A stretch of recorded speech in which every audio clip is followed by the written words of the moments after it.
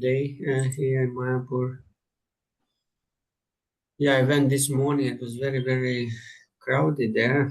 Thousands of people and very hot at the same time.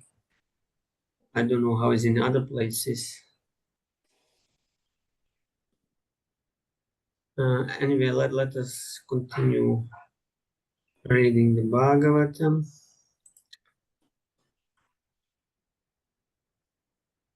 If you remember, we're in the 7th canto,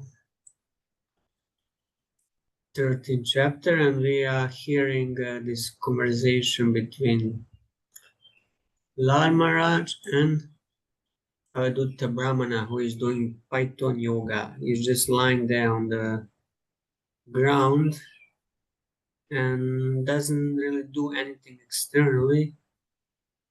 And Prahlad noticed that he was very fetish, although not working. So he inquired from him, how is that your body is so well fed, although you're not working anything, you're not working and doing anything to earn. And then they're having conversation, and there are many, many points there. Brahmana, Prahlada asked this question, and Brahmana, he first glorifies Prahlad Maharaj in his answer, and then he starts describing the futility of material happiness. This was the theme of few shlokas, how material happiness cannot really bring any real happiness, and how he actually abandoned all material activities, having realized that there is no happiness in material activities. So we stopped at the 28th verse. So I'll start with reading. Om Namo Bhagavate Vasudevaya, Om Namo Bhagavate Vasudevaya, Om Namo Bhagavate Vasudevaya. Om Gyanatimrandasya Gyanatana Shalaka Chakshu Unmilitam Yena Tasmai Shri Gurave Namaha.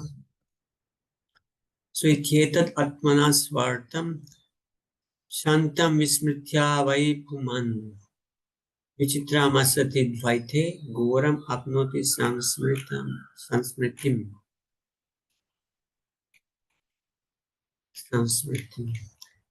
In this way, the conditioned soul living within the body forgets his self-interest because he identifies himself with the body.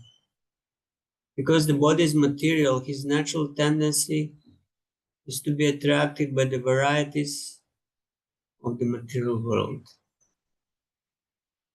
Thus, the living entity suffers the miseries of material existence.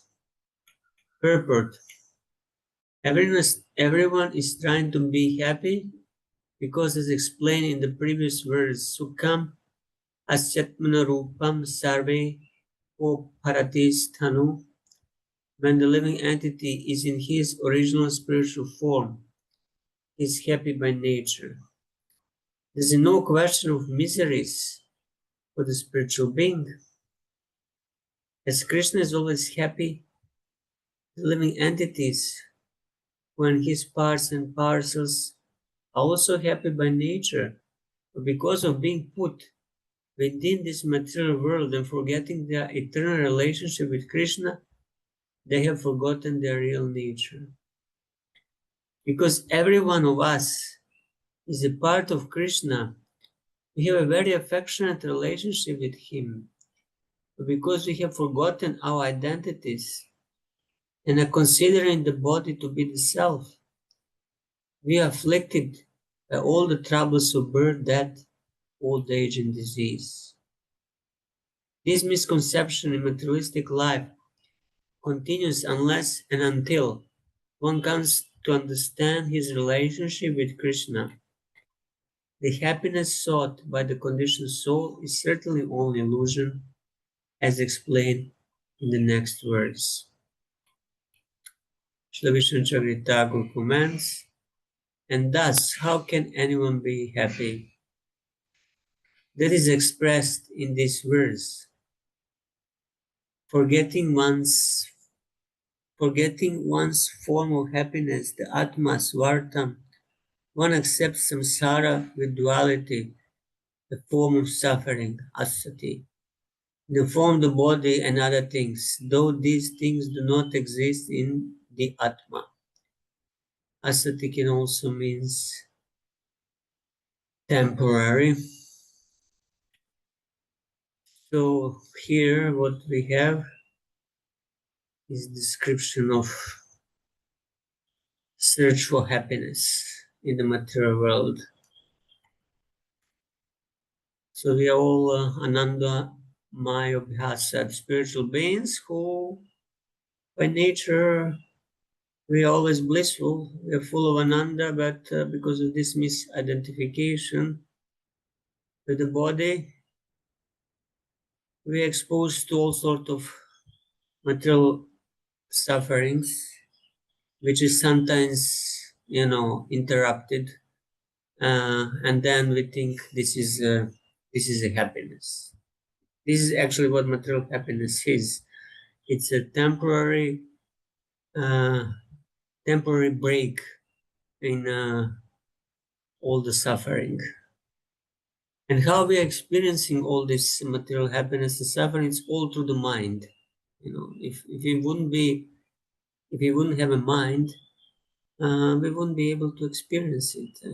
Just just eating, just satisfying the senses without registering that in the mind, it wouldn't really work.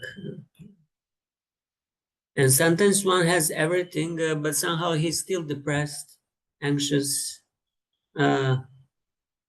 because this is the nature of the mind, especially in the case of mental, disease. A person is experiencing extreme distress because the mind is disturbed in certain ways. I have a friend who sometimes goes through very difficult periods of anxiety and depression, which was due to long COVID. Actually, he still has that COVID since COVID times. And he described it to me as being, in the hell. Although there is no real external reason, he feels like he's burning in hell. The mental suffering is so extreme that he was many times thinking of killing himself, but somehow he didn't. And then when somehow he exits from that stage, he has some relief, and then he feels okay. I'm again normal now. But then when it comes back, it becomes just horrific. And doctors, they don't really know how to help, what to do. They give some antidepressants, this, that, but it's not really a solution. And how it worked, how he got it from long COVID, I was always thinking, how is it possible? It's a virus, you get the virus, but virus affects the brain, and because the brain and mind are connected, it's influencing the mind.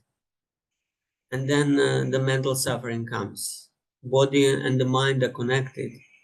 Unless one is completely above the bodily platform, then whatever affects the body will not affect the mind, which is transcendental, which is above the modes of the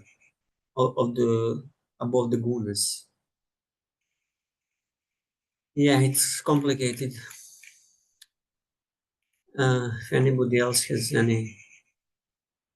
anything on this about material happiness, sometimes it's described as the mirage in the desert. You're running after it, and when you come close, it disappears, and then again you're running after something else, some other mirage.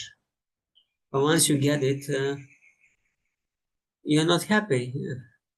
I mean, probably you had that experience that you desired something very strongly, and eventually you got it, and then after some time it became, just boring, stale, and you didn't derive any happiness from it anymore. And then you need something else, and something else, and something else. This is what we do. We just run after one object, from one object to another, thinking this will make me happy. You know, new husband, new wife, new house, new car, new this, new that. But somehow, once we get it, happiness lasts only very, very, very shortly. Mm. Okay, so let's continue. Who would like? Hare Krishna. Hare Krishna Thank you. Mataji. Hare Yeah, Krishna. Thank Hare you. Krishna. Can I ask the question? Yes, please. Which activities can help us to get from the bodily conception? Because sometimes we understand theoretically that we are spiritual soul, but in everyday life, it's mostly mode of passion. But which activities can keep us out of bodily platforms? Yeah. Thank you for the question. It's very relevant because we are hearing, we are not this body, but then in a practical daily life, we are so much identified with it. So, which activities can raise us above the bodily platform? Well, since we are practicing Krishna consciousness, basically Bhakti Yoga, all the activities of devotional service, starting with hearing and chanting, this is what we do. In other processes, in other yoga processes, they will do something else. You know, they will meditate. They will do certain types of meditation, and that might help them to disidentify with the body. But what we do, we try to fix mind on Krishna. Somehow we have to come to that level where mind is not anymore affected by the gunas. I think I read somewhere that at the Bhava stage you actually have a realization. You are not any, you have complete realization. You are not anymore the body, and your spiritual form starts to emerge. Or maybe slightly before at the Sakti platform. So yeah, I would say all 9 limbs of bhakti, starting with the Shravanam and Kirtanam, especially, but with a specific stress on the chanting of the holy name, because it's Kali Yoga, and this is the only process that really works without any problem. Hare Nama, you know, always chanting. And this is supposed to lift us if we chant properly, if we chant without offenses, if we chant attentively, then we can actually feel that the mind is rising above the bodily platform. But if the chanting is just mechanical, if we just distracted, inattentive, then we are still staying on the bodily platform. It's not going to raise us very quickly, that sort of chanting. So it has to be one-pointed, uh, attentive chanting that will lead to absorption in the name. And then the mind goes above. If we go above the mind, in other words. So somehow we have to go out of the mind, above the mind. Just staying in the mind all the time, you know, there is always this internal dialogue going on. That means that we are still on identified with the mind. Even we are not so identified with the body, we are identified with the mind, with the ego. And the dialogue is going on with oneself. So once, you know, we raise above that, which is possible by attentive hearing and chanting, then we will start perceiving the benefits of being above the body. So there are no special tricks. We have to perform what we're already doing more seriously, with more focus, with more attention, especially chanting. Yeah, this is what how much I can say. If you have your realizations or anybody else, what is Thank you. helpful. So would you like to continue, Sripakari Mataji, reading? Can I Yes, Prabhu. state an observation, Prabhu? As sadhakas, or at least me as a sadhaka, very neophyte in bhakti, I'm now in Vanaprastha, but whilst in Grihasthashram, it's very difficult at a practical level not to aspire to have at least a level of standard of living and a level of what's the word, stability that one needs to crave for. Now, that is, of course, still desiring a material aspiration, but without that, it's very difficult to focus on devotional life if your mind is constantly having to worry about, I'm not saying in my situation, but I'm just saying in many people's situation, if they are in a desperate situation of survival, because it is a material world and one does need an element of Lakshmi and an element of basic standard of living. I'm not saying you need palatial things, but you need a level of standard. And even Prabhupada, when he was building infrastructure, he emphasized on building nice guest houses, etc., so that his disciples could be comfortable when they come. So is that considered chasing material things to actually require or wanting to have some level of material stability in life?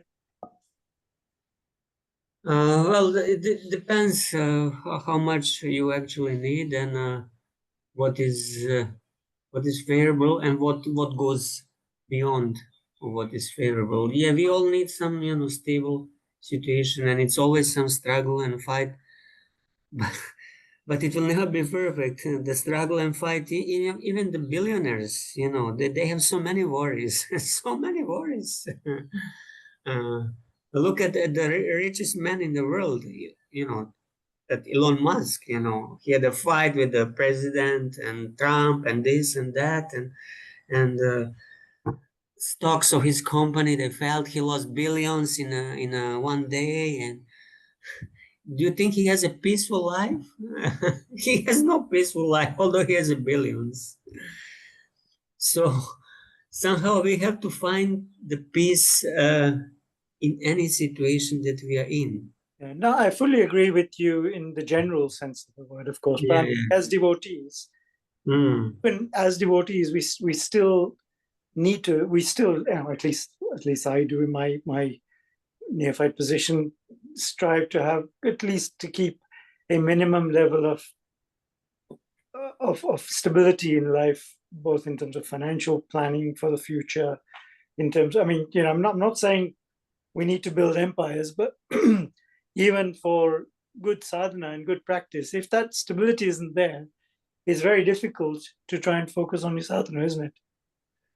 Yeah, correct. So that's why one part of the day you take exclusively for sadhana, morning part, if possible. And then during that part of the day, during these few hours, you forget about everything else. And then if you have a good sadhana that part of the day, if your mind becomes absorbed, somehow you can manage the rest of the day, whatever you need to do, so many activities and things, and work and job and this and that. But at least one part of the day, beginning part of the day, should be given exclusively to Krishna. Then Krishna will also help to go through to the rest of the day without completely, forgetting him. But at least one part of the day has to be given to Krishna. Otherwise, if we are worrying from morning till evening about what we are going to do whole day, it will be very difficult to be Krishna conscious. So we should give at least few hours to Krishna, and then the rest we can work on our stability and so many other things. So is that fair to give Krishna just few hours exclusively? Is it possible? What do you think? Absolutely, Prabhu. Yeah, I was just talking about kind of mostly Grihasthashram type of, Yeah, Grihasthas, everybody has his worries, Brahmanas, they have their own worries. Grihasthas, they have, it will never stop. Vanaprasthas, they have. Sannyasis also have their own worries. It was nice. Just as you were speaking, I remembered a nice lecture that Bhakti Rasamrita Swami gave once, in fact, to younger generations who were striving for careers. And so he said, you should strive to maintain a level of basic stability and take whatever comes to you naturally without putting excessive effort and to strive for higher and higher. Be satisfied with basically what comes to you through Krishna's desire, rather than having to desire excessively. Yes, very nicely said. Basic stability and no excessive endeavor. Excessive endeavor means that your mind will be completely taken away by that endeavor. That's why in Upanishadamrita it's mentioned, it's one of the obstacles that destroy bhakti, excessive material endeavors. So we do our best without that excessive endeavor, and then the rest of the time, give to Krishna. Okay, thank you, Prabhu. So let's continue reading. Subhagrani Mati, would you like to continue reading? Okay, I don't have English Bhagavatam with me, so I will read from the screen. Is it okay? Yeah, the screen. Yeah, the screen, no problem. Yeah, thank you. Jalantadudbhavashchanam hitvagyo jalakamyaya mrigatslam upadavet tatanyatra tadrik svataha. Translation. Just as deer, because of ignorance, cannot see the water within a well covered by grass, but runs after water elsewhere, the living entity covered by the material body does not see the happiness within himself, but runs after happiness in the material world. Purport by Srila Prabhupada. This is an accurate example depicting how the living entity, because of lack of knowledge, runs after happiness outside his own self. When one understands his real identity as a spiritual being, he can understand the supreme spiritual being Krishna and the real happiness exchange between Krishna and oneself. It is very interesting to note how this verse points to the body's growth from the matter, from the spirit soul. The modern materialistic scientist thinks that life grows from matter, but actually the fact is that matter grows from life. The life of the spiritual soul is compared herein to water, from which clumps of matter grow in the form of grass. One who is ignorant of scientific knowledge of the spirit soul does not look inside the body to find happiness in the soul.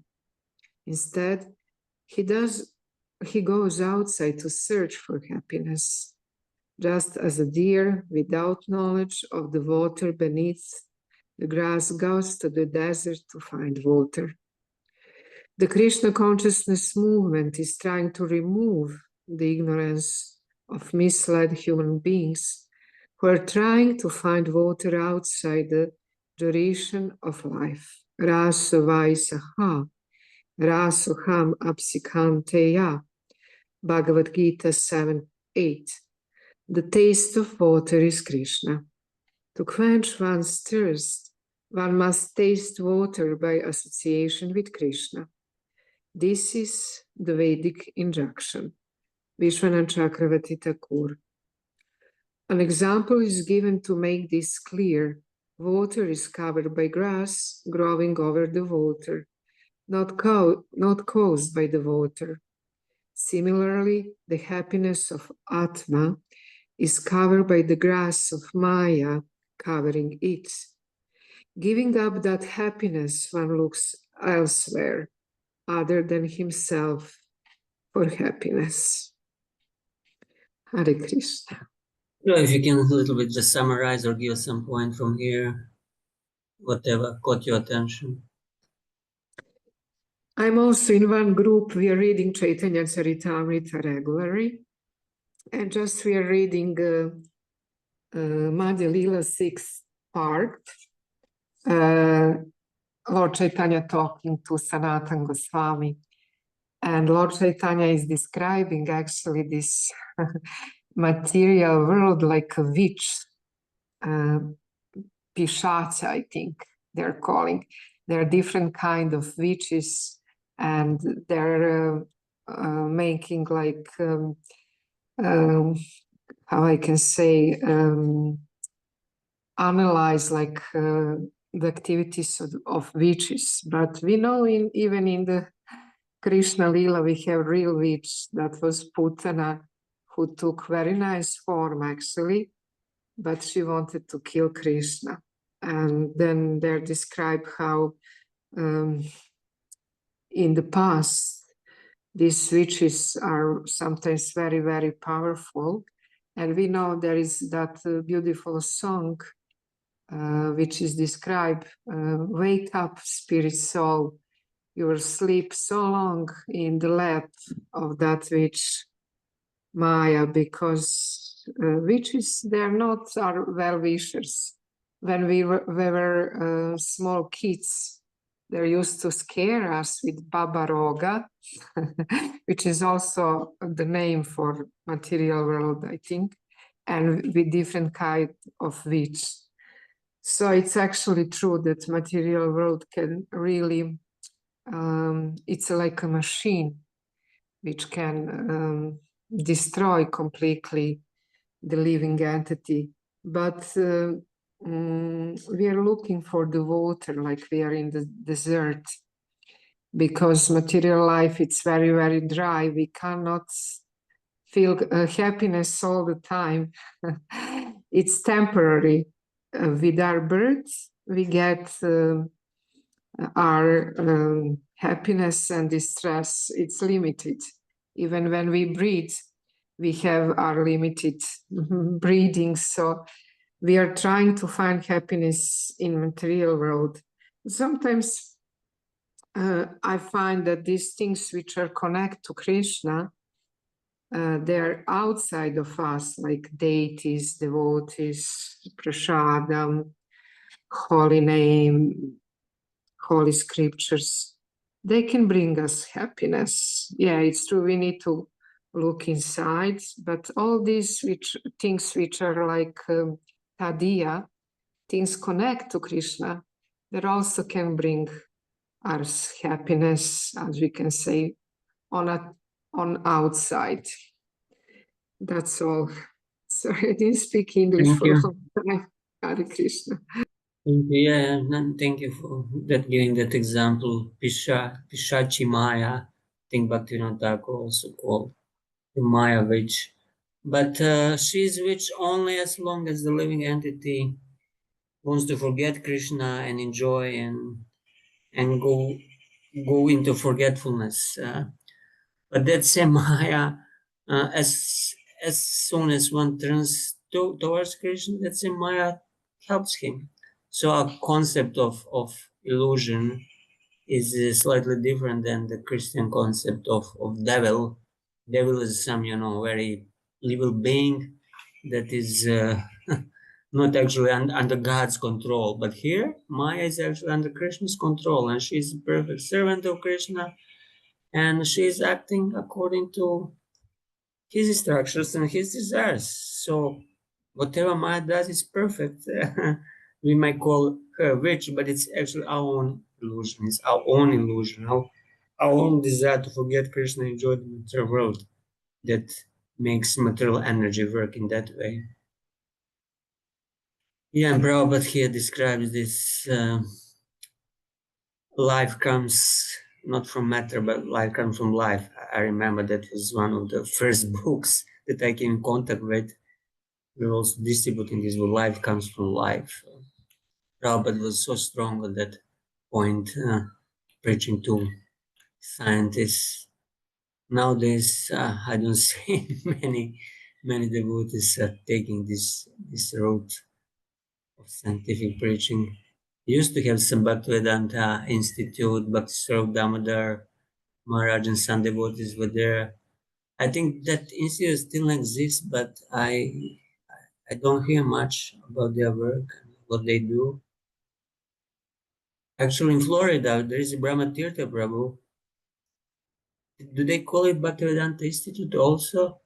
And then group of devotees are there, was some scientists, and they do some work in connection to the actually TOVP, to the museum, not TOVP main wing, but TOVP SMOVP, which is Science Museum Vedic Planetarium. One wing of the TOVP is supposed to be this planetarium and museum.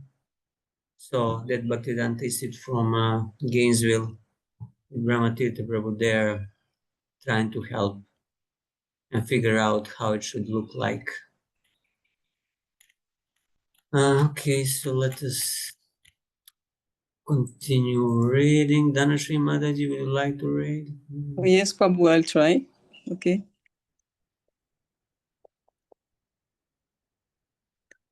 Dehal dibir devatantayir atmana sukam iyataha dukayayam kanisasya kriyamoga krita kritaha.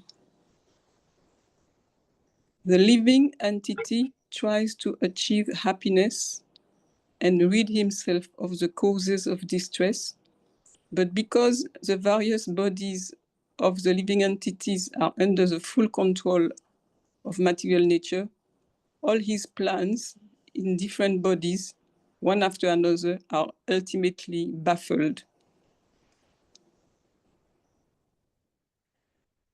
Purport. Because the materialist is in gross ignorance of how the laws of material nature act upon him, as a result of his fruitive activity, the mistakenly plans to enjoy bodily comfort is a human form of the through so-called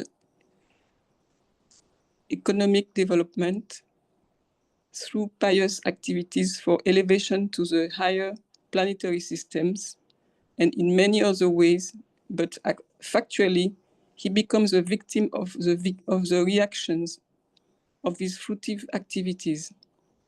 The Supreme Personality of Godhead is situated as the supersoul within the cores of the heart of all living entities.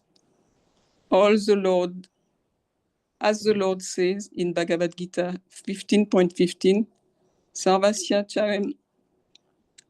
Chaham Rid Sani Viso Mataha Smitir Gyanam Apuhanam Cha. I am seated in everyone's heart, and from me come remembrance, knowledge, and forgetfulness. The desire and activities of living being are observed by the supersoul, who is the Upadrashta, the overseer, and who orders material nature to fulfill the various desires of the living being. As clearly stated in Bhagavad Gita 18.61 and 61, Ishvara Sarva Bhutanam, Rideshe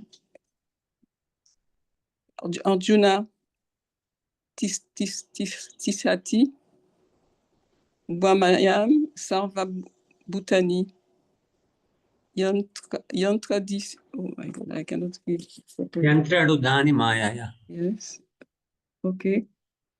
So Lord is situated in everyone's heart, and as one desires, the Lord gives one various type of bodies, which are like machines. Riding on such a machine, the living entity wanders throughout the universe under the control of material nature and its modes. Thus, the living being is not at all free to act, but is fully under the control of material nature, which is fully under the control of the Supreme Personality of Godhead. As soon as living entity is victimized by material desires to lord it over material nature, is subjected to the control of material nature, which is supervised by the supersoul.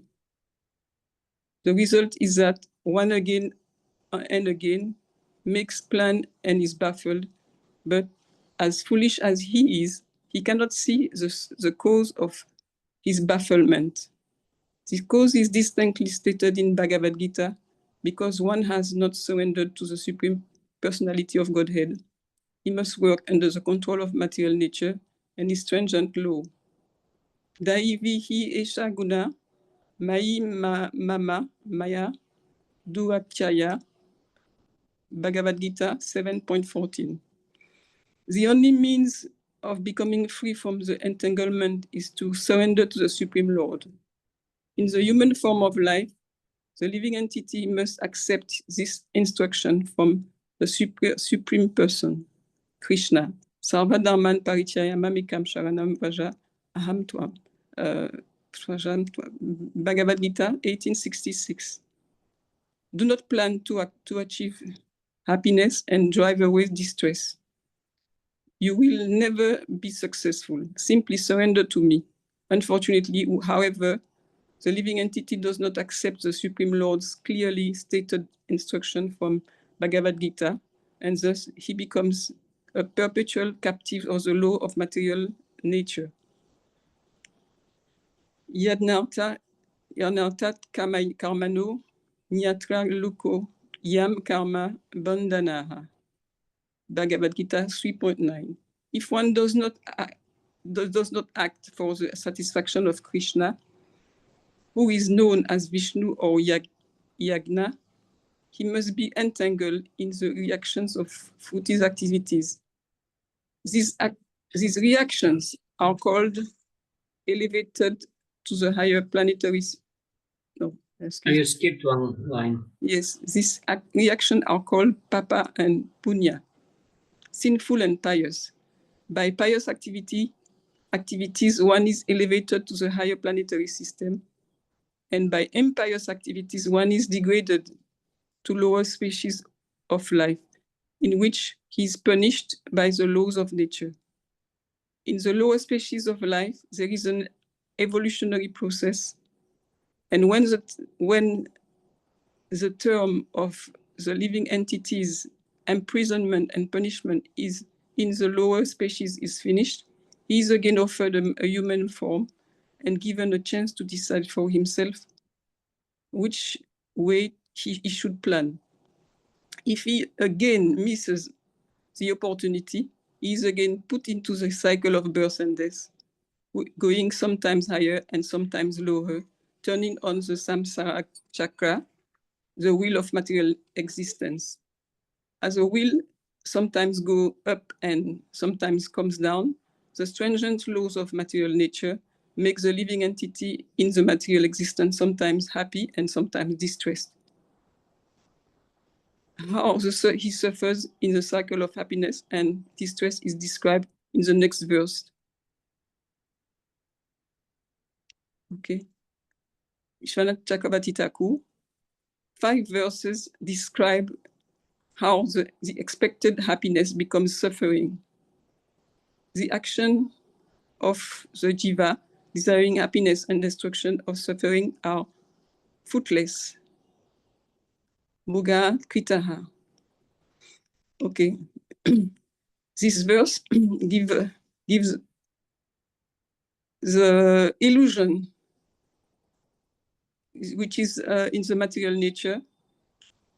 We keep going after mirage, and it is we don't understand that this is not the way to happiness, and the real happiness is to surrender to the Lord as much as possible, which is the way. This is the source of happiness if we surrender to the Supreme Lord. And materialistic way of life is entanglement in ignorance. The laws of nature are taking the control. We don't have any control of where we are going, our thinking. It's completely darkness in the material world. So we should avoid being under the control of the material nature. Okay, Prabhu, this is exactly what I can say. Thank you, thank you. Yes. So baffled, all the plans are baffled. So I guess until we come to the realization that that we cannot be happy in material world, we'll keep trying, making one plan after another, and they'll be baffled one after another, from one lifetime to another lifetime. And it might take many, many, many lifetimes until we become frustrated. And then we start searching for something else, some other sort of happiness. And then Krishna will open some doors for us. He will put us in contact with devotees. And then we will start searching for spiritual happiness. Because we are happiness seeking beings, so we have to be, we want to be happy, just we are trying it in the wrong place, in the wrong way to be happy. So I guess all of us who came in contact with Krishna consciousness, we had some realization that somehow material life is not good and that we are not happy there. That's why we turn to Krishna.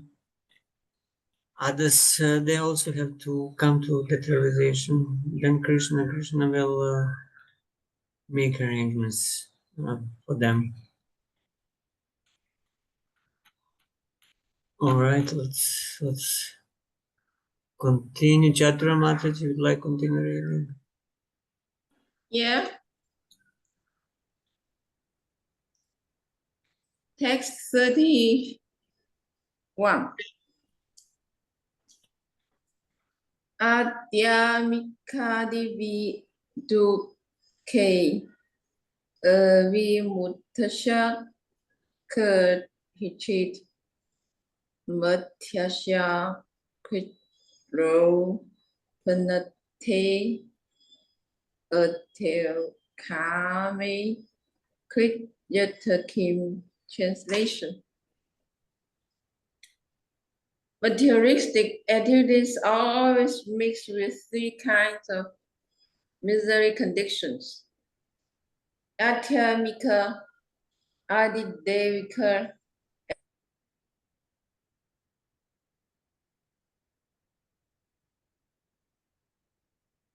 We lost you. Are you there? Oh, she dropped. Okay, I'll continue until she comes back. Therefore, even if one achieves Adhyatmika, Adidaivika, and Adibhautika, therefore, even if one achieves some success by performing such activities, what is the benefit of this success? One is still subjected to birth, death, old age, disease, and reactions of his own fruitive activities. Purport: according to the materialistic way of life, if a poor man, after laboring very, very hard, gets a material profit at the end of his life, he is considered a success, even though he again dies while suffering the threefold miseries: Adhyatmika, Adidaivika, and Adibhautika. No one can escape the threefold miseries of materialistic life, namely miseries pertaining to the body and the mind, miseries pertaining to the difficulties imposed by society, community, nation, and other living entities. Chandramata, you back? Up. She looks like she has internet problems. Okay. Nation and other living entities and miseries inflicted upon us by natural disturbances from earthquakes, famines, droughts, floods, epidemics, and so on. If one works very hard, suffering the threefold miseries, and then is successful in getting some small benefit, what is the value of this benefit? Oh, Chandramata, you there? Can you hear us? If you wish to continue, I was just reading while you were away. Are you there? Cannot hear you. Chatura Mataji? No. Okay, she doesn't hear. And I'll finish this one and then we'll go. Besides that, even if a karma is successful in accumulating some material wealth, he still cannot enjoy it, for he must die in bereavement. I have even seen a dying man, or Prabhupada is saying his experience. I have even seen a dying man begging a medical attendant to increase his life by 4 years so that he could complete his material plans. Of course, the medical man was unsuccessful in expanding the life of the man, who therefore died in great bereavement. Everyone must die in this way, and after one's mental condition is taken into account by the laws of material nature, he is given another chance to fulfill his desires in different body. Material plans for material happiness have no value, but under the spell of the illusory energy, we consider them extremely valuable. There were many politicians, social reformers, and philosophers who died very miserably without deriving any practical value from their material plans. Therefore, a sane and sensible man never desires to work hard under the conditions of threefold miseries, only to die in disappointment. Vishnu Chakri Thakur. If sometimes the actions are successful, one is unable to enjoy the results. Marsya means of the person who can die suddenly. Thus one cannot even enjoy happiness mixed with the sorrow.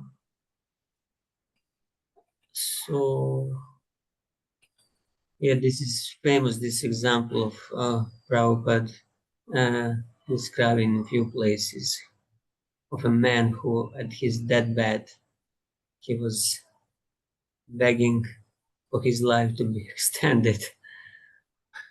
I don't think anybody begs for that anymore because nobody has any faith in doctors. Even if you beg, they will not be able to do it. But here it's important point that after one's mental condition is taken into account by the laws of material nature, he is given another chance. So our state of mind at the moment of death is what is leading us to the next body. Demigods, they assess our mental condition and then they place us in appropriate body.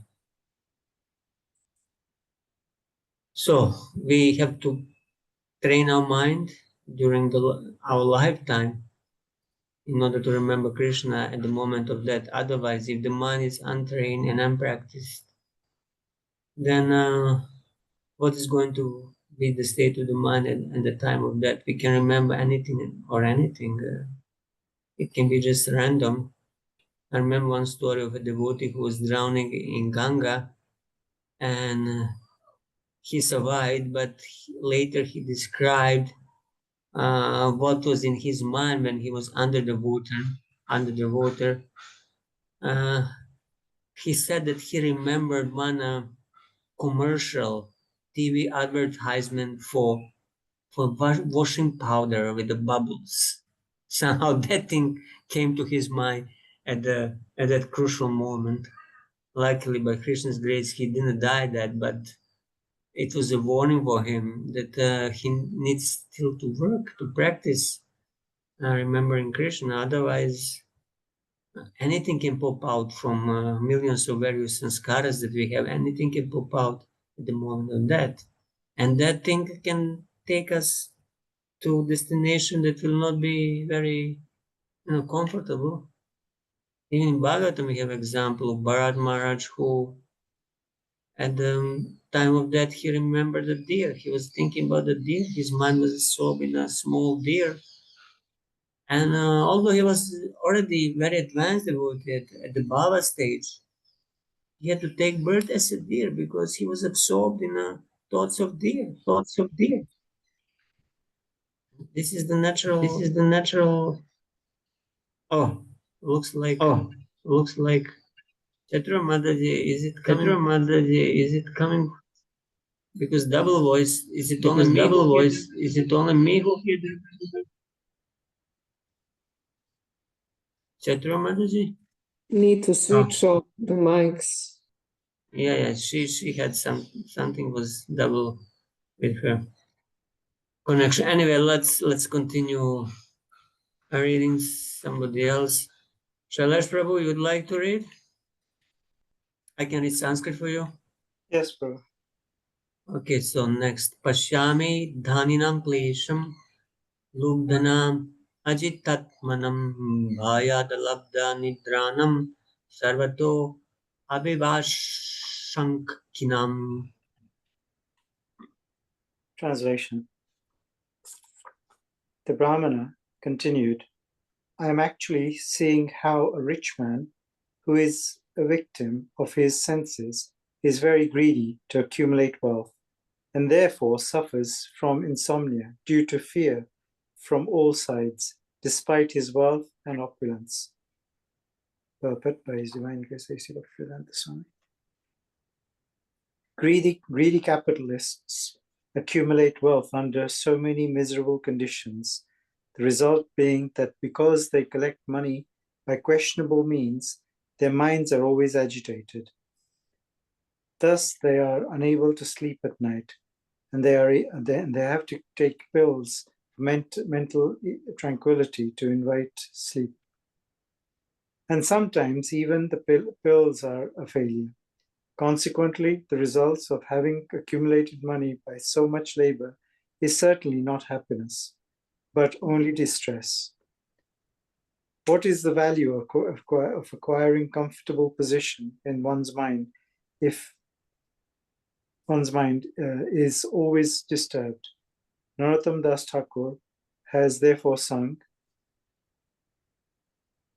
Sansara Vishanale Divanisi Hiajvale Judaite na Kuinupai. I am suffering from the poisonous effect of material enjoyment. Thus my heart is always burning and is almost on the verge of failure. The result of the greedy capitalist's unnecessary accumulation of wealth is that he must suffer from the blazing fire of anxiety and always be concerned with how to save his money and invest it properly to get more and more. Such a life is certainly not very happy. But because of the spell of the illusory energy, materialistic persons engage in such activities. As far as our Krishna consciousness movement is concerned, we are getting money naturally, by the grace of God, by selling our literature. This literature is not sold for our sense gratification. To spread the Krishna consciousness movement, we need so many things, and Krishna is therefore supplying us with the requisite money to advance this mission. The mission of Krishna is to spread Krishna consciousness all over the world. And for this purpose, we naturally must have sufficient money. Therefore, according to the advice of Srila Rupa Goswami, Prabhupada, we should not give up attachment to money that can spread Krishna consciousness movement. Srila Rupa Goswami says in his Bhakti Rasamitra Sindhu 1.2.256, O prapanchikathaya bhutya harisambandhi vastuna mumukshubi parityago vairagyam phalgu katyate. when persons eager to achieve liberation renounce things which are related to the Supreme Personality of Godhead, though they are material, this is called incomplete renunciation. Money that can help in spreading the Krishna consciousness movement is not a part of the material world, and we should not give it up, thinking that it is material. Srila Rupa Goswami advises, Saktasya Vishayanyattarham Upayunjita Nirbandha Krishna Sambandhe Yuktam Viragyam Ujite. when one is not attached to anything, but at the same time accepts everything in relation to Krishna, one is rightly situated above possessiveness. Bhakti Rasamrita Sindhu 1-2-255. Money is undoubtedly coming in great quantities, but we should not be attached to this money for sense gratification.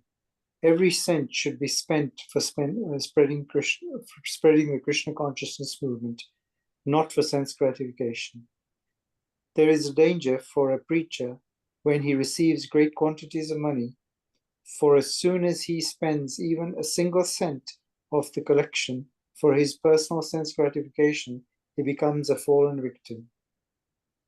The preachers of the Krishna consciousness movement should be extremely careful not to misuse the immense quantities of money needed to spread this movement. Let us not make this money the cause of our distress. It should be used for Krishna, and that will cause our eternal happiness. Money is Lakshmi, or the goddess of fortune, the companion of Narayan. Lakshmi ji must always remain with Narayan, and then there need be no fear of degradation. Srila Vishwanath Chakravarti Thakur. I see that indeed, instead of revealing suffering, their suffering increases. So here, essentially, Lakshmi ji should always be used for Krishna's satisfaction, and if it is used in the right way for spreading Krishna consciousness, then it leads to our salvation as opposed to degradation. If, however, any Lakshmi earned is used for sense gratification, then that leads, even 1 cent of that leads to our degradation and falling victim of Maya. That's the basic essence of what I picked up on this book. Thank you. No, it's interesting how Prabhupada is using this term capitalist, really capitalist, in those days when he was writing this in early 70s. There were capitalistic countries and communist countries, like, Soviet Union was still present there. China was still strong communist country. I mean, still communist country today, but completely different sort of communism. It's also greedy communism nowadays. Previously, it was a poor communism. Now it's a rich and greedy communism. What else I wanted to say here? The money, the Prabhupada is making that point, that money which can be used for spreading Krishna consciousness should not be rejected. And in the early days, how that money was coming to Krishna consciousness movement? Through the distribution of the books. This was actually the main way how devotees were earning money. And then later, during Prabhupada's time, some attempts for incense, some incense factory was there. As I remember, Spiritual Sky. And then over the years, the book distribution, I think now it's not really the main source of income of most of the ISKCON temples. Many temples now rely heavily on donations of congregational members. Many run different sort of businesses even. Just yesterday there was some social post on Facebook about the Mayapur ghee.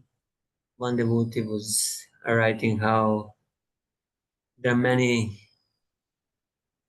people here in Mayapur who produce certain sort of cheap with which is most likely adulterated with with the vegetable oil and sometimes even with animal fat, and they sell it under the name of Mayapur ghee. But luckily, it's not ISKCON who is selling this Mayapur ghee. Could be anybody outside of ISKCON. And he was warning the devotees not to fall a trap for cheap ghee, because for that much money you cannot really make a ghee. But ISKCON is also doing the ghee business. ISKCON Mayapur, they're buying cream and then they're making ghee and selling under another brand, but they do lab tests to ensure that it's not adulterated. At least outside people, I don't know what they do. And money is needed. Money is needed in so many ways. Guest house business is also one of the main businesses, because there are many tourist places coming to Mayapur, especially tourists every day, thousands and thousands. So basically, guest house and prasadam business, these two main businesses that many temples do. Well, if it's done as Prabhupada explained, with the proper consciousness, that it's used for spreading Krishna consciousness, then it's okay. But sometimes we, forget about that and becomes just business for the sake of business, or business for the sake of our own sense gratification. Then that sort of money becomes the cause of the fall down. So it's not that we are running business just to earn money. No, the purpose, motivation should be somehow to facilitate Krishna conscious activities, not just having more and more money, even if the temple does it. All right, Chatur Mataji, we have you now in two places. Can you hear us? Hare Krishna. Hare Can you Krishna, hear me? Yeah, I can hear you. If Oh, your connection is good, you can read now. If your connection is okay. okay, please try. Yeah, I will try. Rajatas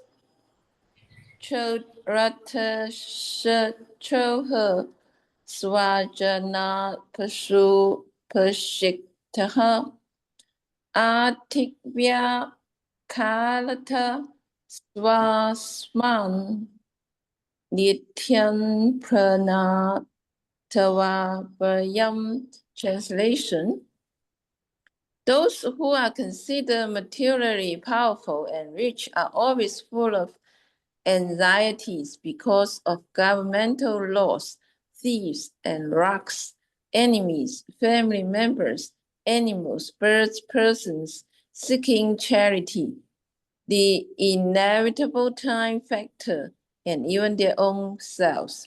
Thus, they are invariably afraid. Purport: the word swasmat means from one's self. Because of attachment for money, the richest person is even afraid of himself. He fears that he may have locked his money in an unsafe manner or might have committed some mistake.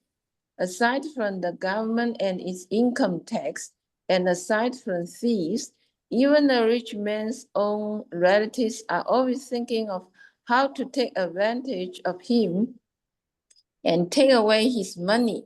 Sometimes these relatives are described as Swajanaka Tashu, which means rocks and thieves in the guise of relatives. Therefore, there is no need to accumulate wealth or unnecessary endeavor for more and more money. The real business of life is to ask who am I, and to understand oneself. One should understand the position of the living entity in this material world and understand how to return home back to Godhead. Vishwanatha Chakravarti Thakur, Swasman Svasmat means one can destroy oneself by forgiveness, enjoyment, or giving away one's wealth in charity. Those who are attached to their wealth and their physical strength, prana, to be used for enjoying, have fear from government, thieves, etc. One should take only as much as is needed for existence. Karmasya nanjiya kriti labo jiveta yavata jivashatava nasa nato yascheha karma bihi. For one who desires a bhavaga, sense pleasure attained from enjoying sense objects is not the goal as long as one lives. The goal of life is inquiring into the highest truth. What is accomplished by prescribed duties is not the goal. Srimad Bhagavatam 1.2.10. This verse talks mainly about how the rich man or the most powerful man, they always have anxiety because there are so many factors to affect their anxiety, such as governmental laws, their family members, and thieves, animals, and this all kinds of factors considering will affect the anxiety of this powerful enrichment. And so in the purport, Srila Prabhupada tell us that we must understand that our business of life is not to accumulate wealth, but our purpose of life is to understand our position as the living entity, as parts and parcels of the Supreme Law, and try to understand the living entity's self-position and understand how to back to Godhead.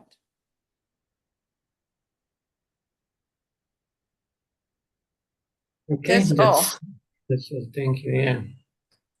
Yeah, in theory, we hear that we should not accumulate money, but still, in practice, we always worry about the money and say, "Oh, I have not enough. If I would have just little more, I need to save up." Yeah, it's not easy to practice being detached from money, whether you're poor or rich. Poor people also the anxiety because they don't have money. So how they're going to survive their anxiety? How they're going to, marry off their daughters? This is the worry of many poor Indians because the dowry and the wedding is very expensive. They need to save up 20 lakhs or who knows how much money. Sometimes they need to take loans to marry a daughter. So all sorts of worries are there, whether one is poor or rich. As long as one is absorbed in Maya. All right, Gunraj Prabhu would like to read? Yes, Prabhu. Sokamoha Bhayakrodha Raga Klaibhya Sramadaya Yenmula Siyur Nurnam Jahyat Spruham Pranatayor Buddha. Translation. Those in human society who are intelligent should give up the original cause of lamentation, illusion, fear, anger, attachment, poverty, and unnecessary labor. The original cause of all of these is the desire for unnecessary prestige and money. Purport. Here is the difference between Vedic civilization and the modern demonic civilization. Vedic civilization concerned itself with how to achieve self-realization, and for this purpose, one was recommended to have a small income to maintain body and soul together. The society was divided into Brahmanas, Kshatriyas, Vaishyas, and Sudras, and the members of this society would limit their endeavors to meeting their minimum demands. The Brahmanas, in particular, would have no material desires. Because the Kshatriyas had to rule the people, it was necessary for them to have money and prestige. But the Vaishyas were satisfied with agricultural produce and milk from the cow, and if by chance there were excess, trade was allowed. The Sudras were also happy, for they would get food and shelter from the three higher classes. The demonic civilization of present day, however, there is no question of Brahmanas or Kshatriyas. There are only so-called workers and a flourishing mercantile class who have no goal in life. According to Vedic civilization, the ultimate perfection of life is to take sannyasa. But at the present moment, people do not know why sannyasa is accepted. Because of misunderstanding, they think that one accepts sannyasa to escape social responsibilities. But one does not accept sannyasa to escape from responsibility to society. One begins as a brahmachari, then becomes a grahastha, a vanaprastha, and finally a sannyasi to take advantage of the duration of one's life by engaging oneself fully in self-realization. Sannyasa does not mean begging from door to accumulate money for sense gratification. However, because in Kali Yuga, people are more or less prone to sense gratification, immature sannyasa is not recommended. Srila Rupa Goswami writes in his Nectar of Instruction, Atyaraha prayasascha prajalpo niyamagraha janasangascha laulyam cha shadbir bhaktir vinashyati. Nectar of Instruction, text 2. One's devotional service is spoiled when he becomes too entangled in the following 6 activities: eating more than necessary or collecting more funds than required, over-endeavoring for mundane things that are very difficult to obtain, talking unnecessarily about mundane subject matters, practicing the scriptural rules and regulations only for the sake of following them and not for the sake of spiritual advancement, or rejecting the rules and regulations of the scriptures and working independently or whimsically, associating with worldly minded persons who are not interested in Krishna consciousness, and being greedy for mundane achievements. A sannyasi should have an institution meant to preach Krishna consciousness. He need not accumulate money for himself. We recommend as soon as money accumulates in our Krishna conscious movement, 50% of it should be invested in printing books and 50% for expenditure, especially in establishing centers all over the world. The managers of the Krishna consciousness movement should be extremely cautious in regard to this point. Otherwise, money will be the cause of lamentation, illusion, fear, anger, material attachment, material poverty, and unnecessary hard work. When I was alone in Vrindavana, I never attempted to construct matas or temples. Rather, I was fully satisfied with the small amount of money I could gather by selling back to Godhead, and thus I would provide for myself and also print the literature. When I went to foreign countries, I lived according to the same principle. But when Europeans and Americans began to give money profusely, I started temples and deity worship. The same principle should still be followed. Whatever money is collected should be spent for Krishna and not a farthing for sense gratification. This is the Bhagavata principle. Vishwanath Chakravarti Thakura comments, one should not endeavor for excessive bodily strength or excessive wealth. One can accomplish spiritual goals with meager strength and meager wealth.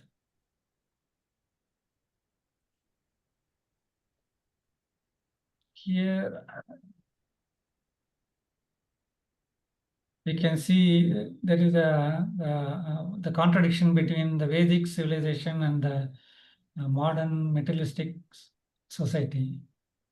In Vedic civilization, the society is structured to support the self-realization, so that each class of people, the Brahmanas, Kshatriyas, Vaishyas, and Sudras can progress in the spiritual life by limiting their material needs. The Brahmanas they are renounced, and Kshatriyas they accumulate wealth for just to govern the people, and Vaishyas they do the agriculture and cow protection and do trade to generate wealth, whereas Sudras they just support all these three people and gets supported in their life. Whereas in the modern civilization, because they lack the spiritual goals and being dominated by this greedy people in business and goalless government, people are like a Shudras only. And also in the Vedic civilization, one has to finally end in sannyasa, the renounced order, so that he can fully focus on spiritual realization. Whereas nowadays, the modern society, the people think that sannyasa means one who wants to escape responsibility only takes sannyasa, like that they think. So they think that this renunciation is, because of this immature renunciation, they end up in sense gratification rather than progressing in the spiritual life. And Rupa Goswami also, in his Nectar of Instruction, warns that overeating, over collecting, idle talk, dry ritualism, and bad association, and greediness, all these things are affects one's progress in the devotion. And Prabhupada also here explains that in Krishna consciousness movement, whatever money is collected, 50% should be spent in printing books, and remaining 50% should be used to spread the movement by constructing temples and deity worship.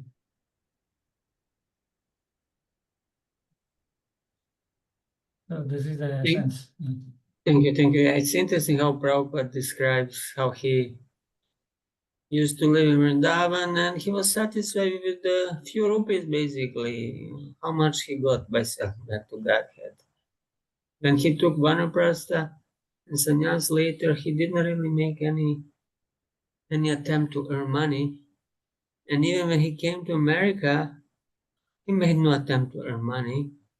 But by Krishna's arrangement, money came. And then he didn't reject that money, he used it for Krishna. So this is the principle how transcendentalists think. They're not thinking about earning money. If Krishna sends money, they're using it. If Krishna doesn't, he remains satisfied. I mean, during his Grihastha years, Prabhupada, he ran some business, he tried, but by Krishna's arrangement, again, he was not very successful. The business failed at the end. And this is when he took sannyas, and he understood it was Krishna's desire for him to take sannyas. Some people sometimes ask, oh, if Prabhupada earned a lot of money and became one of the richest men in India, as his astrological chart was showing, he could have used that money to spread Krishna consciousness. So why didn't Krishna help him in his business? Well, Krishna had another plan. If a rich man spread Krishna consciousness, people would think, oh, this is Krishna consciousness can be practiced only by those who are rich. But no, Prabhupada, Krishna wanted Prabhupada to spread Krishna consciousness with 40 rupees in his pocket only. That was his plan. Just 1 second, please.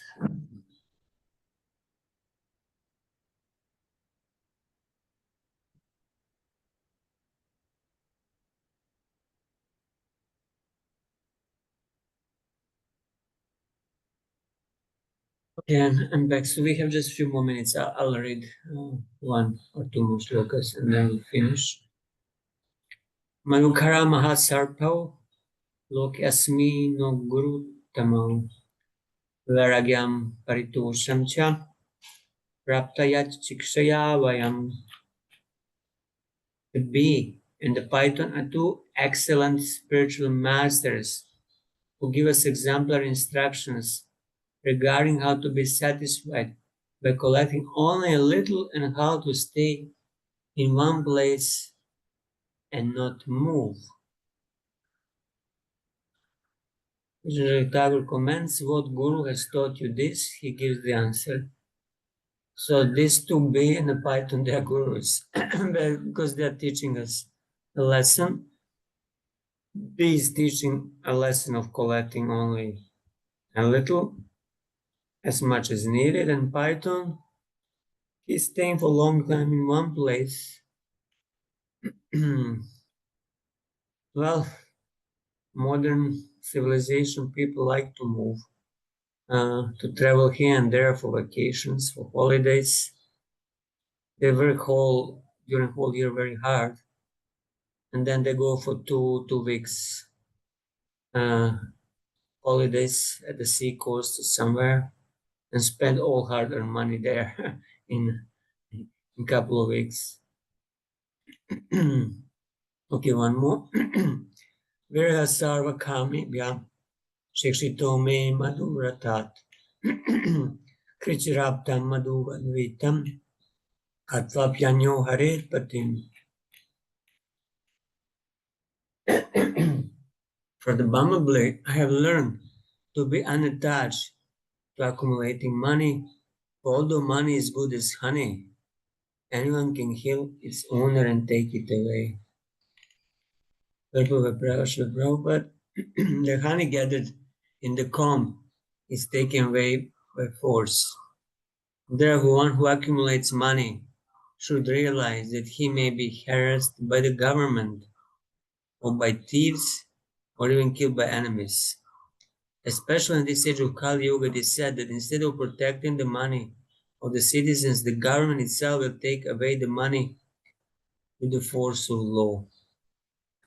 The learned Brahmana had therefore decided that he should not accumulate any money. One should own as much as he immediately needs. There's no need to keep a big balance at hand, along with the fear that it may be plundered by the government or by thieves. Vishnu Chandra Thakur, he explained that what the bee taught him after attacking or killing the owner of wealth, another person steals the wealth, thus undetached from wealth. So yes, even if we have money and big balance, it can happen, and it happened in the past in many places. That the bank closed, When I was in America some 10, 15 years ago, there was one bank called Washington Mutual Bank, which went bankrupt. And yeah, the government was obliged to give a minimum, but those who had more than that minimum, they lost. I think it was $5,000 or something. And in other places, there were also economic crashes, money losing value completely with the skyrocketing inflation. So it can happen again anytime. We can have a lot of money in a bank, but big economic crisis come and everything can be wiped out very, very quickly. Especially those who have nowadays these cryptocurrencies. Overnight, it can fall 50% or can go up also uh, very fast.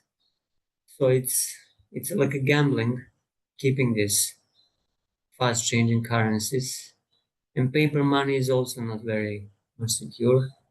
That's why it's a trend now. People want to invest in gold, but not digital gold, because that can also be wiped out by some computer hacker or whatever.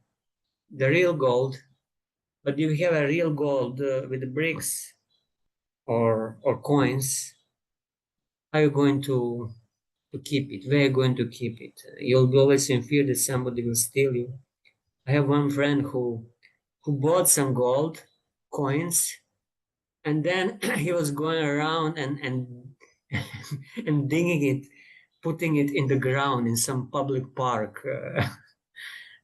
Then I told him that there are people who go around with the metal detectors and they search for metal under the ground. So what if these people come at the place where you dig your gold coins and they find your gold? Then he got scored, so he dig it up, and what later he did, maybe he sold it or something like that. So it's always the trouble. But to me, it looks like the best is to have some land. Although this also anything can happen, but at least at the present moment, since something most stable, even if everything crashes, the land will stay.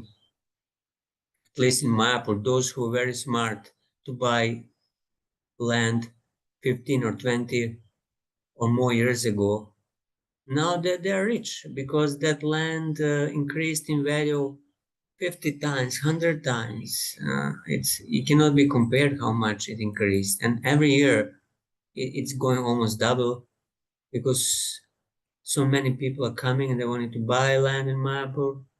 And naturally, because of huge demand, the prices go up. All right, I think let's stop here. If you have any final comments or questions. Prabhu, I have a question. Yes, sure. So the previous verse we read, This one, it's like a bee in a python, that okay. the python should be satisfied. From the python you should learn how to stay in one place and not move. I presume that's as a kind of a for time, place, and circumstance of this particular example, because generally speaking, I mean, sannyasis and brahmacharis are advised not to stay in one place and to continue on. I mean, the sannyasi is not supposed to stay in one place for longer than it takes to milk a cow or something, isn't it? And they have supposed to move at all time. Yeah, I think this Python is maybe we are going to hear. I don't remember now to hear explanation of that later, but oh yeah, the next verse. I think in the next verse we are going to hear the Python. Why is actually Python lifestyle good? Why that analogy is given? So it's not only about the moving or not moving. Yeah, for brahmachari and sannyasis, they're supposed to be moving. Grihastas not so much. Okay, Chaturma, did you wanted to say something also?